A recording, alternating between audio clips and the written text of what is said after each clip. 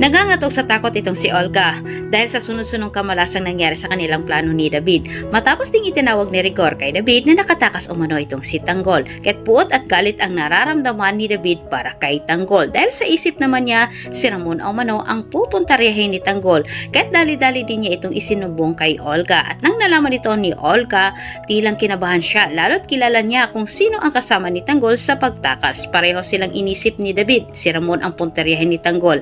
Sinabi ni Olga kay David na bago umano mangyari ang kanilang kinakatakutan ay kailangan umano nilang mapuno ng galit itong si Ramon para kay Tanggol. Dahil sakaling magtagpo na umano ang mag-ama, hindi na umano maisip ni Ramon na anak ang kanyang kinakalaban. Balak ni Olga na iparating kay Ramon na patay na itong si Mokang at papalabasin na si Tanggol umano ang pumatay. Pumayag si Tanggol na sumama sa kanya si Marcelo na tumakas matapos ibinahagi naman ni Marcelo kay Tanggol ang mabigat niyang dahilan katulad umano sa kanya. At sa kabutihang palad, nalusutan nila ang mga lispo. Dinala ni Marcelo itong si Tanggol sa ligtas na lugar.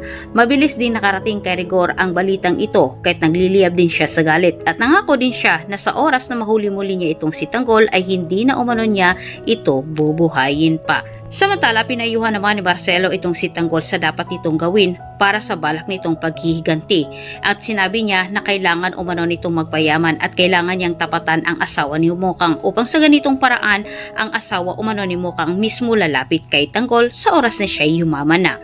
Anya ni Marcelo, kailangan pag-aralan umano ni Tanggol ang paghihiganti nito dahil kung lagi umano itong nakipag-away ay walang mangyayari. Sobrang natakot itong si Olga nang malaman niya na magkasama itong si Marcelo at Tanggol na tumakas dahil wala na umano siyang magagawa sa oras magkita sila ni Tanggol, lalo pat kasama na umano ni Tanggol itong si Marcelo at mabubuko umano siya sa kanyang pagpapanggap.